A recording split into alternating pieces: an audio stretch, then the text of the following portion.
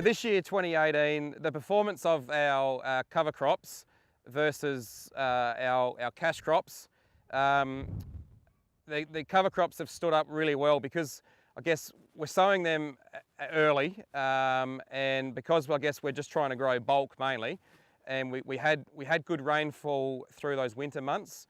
We picked up probably 25 mil for the 4 months between May and early August. We actually had a good result from the cover crop. The crops that we tried to take through to harvest, to seed, obviously struggled a bit more with the dry finish. We've had some frost issues along the way, but yeah, overall very happy with the result that we've got this year from the cover cropping process.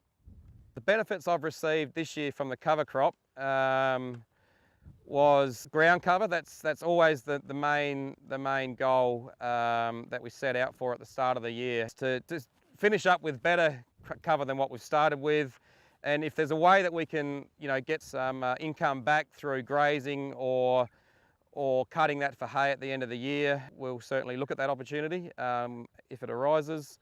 So some of the benefits also of sowing the cover crops, and in particular when we're using legumes in the mix, is obviously legumes are great for putting nitrogen and other nutrients into the soil. If we can also fallow those cover crops off towards later in the season to start conserving moisture for the following year's winter cash crop, there's benefits there. Therefore, we possibly can be reducing our inputs into that next year's crop as far as fertiliser requirement. We have done hay tests from what we have cut. I have got those results, and the results came back quite well.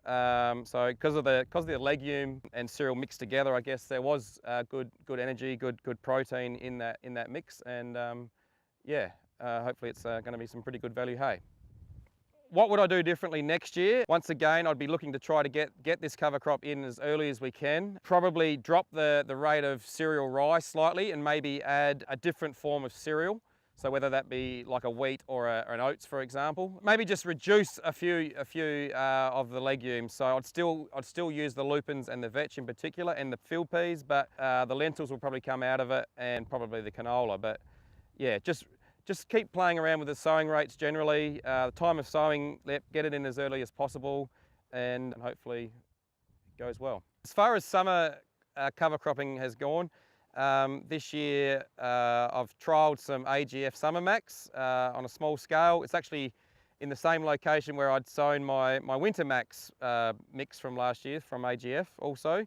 That was sown about a month ago after about ½ an inch of rain, and unfortunately we didn't get any rain to follow up until about 2 weeks later. But there is some that has just started to germinate now. We've just had sort of around the 20 mil mark less than a week ago, and so hoping now to get a better germination, and we see what that can do over the coming months.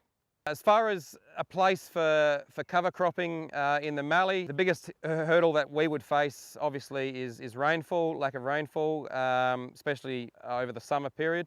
It is a risk because we're trying to obviously grow our winter cover crops, and if we're using up moisture over that summer period, are we then taking that away from our winter cash crops?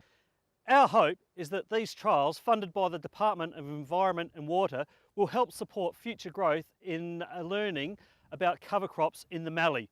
In the future, these projects will be funded through the National Landcare Program, a federally funded program by the Australian Government.